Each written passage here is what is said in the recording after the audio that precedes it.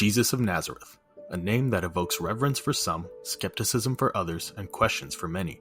But regardless of faith or belief, one thing is clear. The question of whether Jesus really existed goes beyond faith and enters the realm of history. Today, we'll be diving into the evidence and sources that historians look at when they ask, did Jesus really walk the earth? We're not here to discuss miracles or divine claims.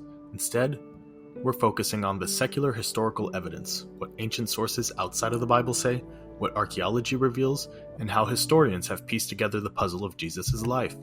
Stick around as we uncover the story of Jesus from a purely historical perspective. First, ancient Roman sources. Let's start with one of the first and most respected sources of ancient history, the Romans. Although Jesus was not a figure of the Roman Empire, a handful of Roman historians and officials made mention of him and his followers. These documents give us our first piece of secular evidence. In the early 2nd century, a Roman historian named Tacitus wrote in the Annals about Emperor Nero's persecution of Christians, describing Christ as a figure who was executed by Pontius Pilate. Tacitus's work is highly regarded, and this passage shows that by the early 100s, Jesus and his followers were well known within the Roman Empire. This mention from Tacitus is significant because it places Jesus in a historical context, linking him to an actual Roman official and event. Tacitus wasn't a Christian, which makes his writing relatively unbiased in historical terms. Second, Josephus and Jewish historical references. Next, we turn to Jewish historian named Flavius Josephus. Writing in the late 1st century, Josephus is one of the most valuable historians we have for understanding Jewish life and politics during the time of Jesus. Josephus was not a follower of Jesus, but wrote about him twice in his works. In one passage, Josephus mentions the execution of James, the brother of Jesus, who was called Christ. This is another valuable piece of historical evidence because it links Jesus with an immediate family member, adding weight to his existence as a historical figure. There is another, more controversial passage where Josephus mentions Jesus directly, referring to him as a wise man and possibly the Christ. This passage, known as the Testimonium Flavianum, has sparked debates because some scholars believe later Christian writers might have altered it. Despite these possible edits, most historians agree that Josephus probably did write about Jesus in some form. His writing helps anchor Jesus in the history of 1st century Judea. Third, Roman government records and Pliny the Younger.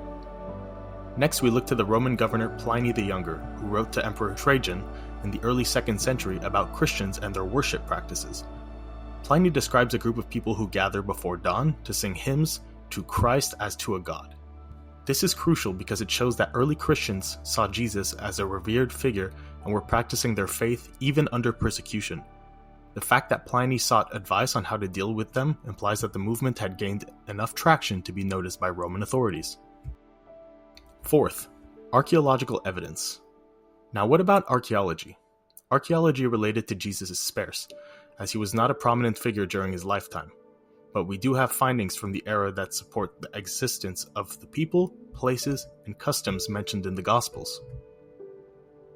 Archaeologists have uncovered places like Nazareth and Capernaum, towns mentioned in the New Testament which align with the locations described in Jesus' life. We also have inscriptions confirming the existence of Pontius Pilate, the Roman prefect who sentenced Jesus. These artifacts create a broader picture of the time and place in which Jesus would have lived, helping historians verify the New Testament setting. Fifth, the New Testament as a historical source. Finally, we can't ignore the New Testament itself. While it's a religious text, historians treat it like any other ancient document, analyzing its content, sources, and context.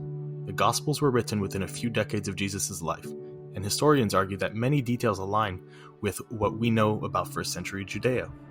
Multiple attested sources like the Gospels of Matthew, Mark, Luke, and John provide similar accounts of Jesus' life.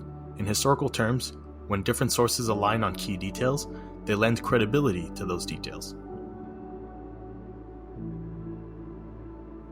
It's clear that Jesus was not merely a figure of myth. Through Roman records, Jewish writings, archaeological findings, and the New Testament, historians have pieced together a framework that places Jesus of Nazareth firmly within the context of 1st century Judea. Believer or skeptic, the story of Jesus continues to intrigue the world. By exploring his life from a historical perspective, we gain insight not only into the origins of Christianity, but also into a pivotal era that shaped much of Western civilization. Thanks for watching. If you enjoyed this dive into historical evidence, don't forget to like, subscribe, and share your thoughts in the comments. What historical mysteries would you like us to tackle next?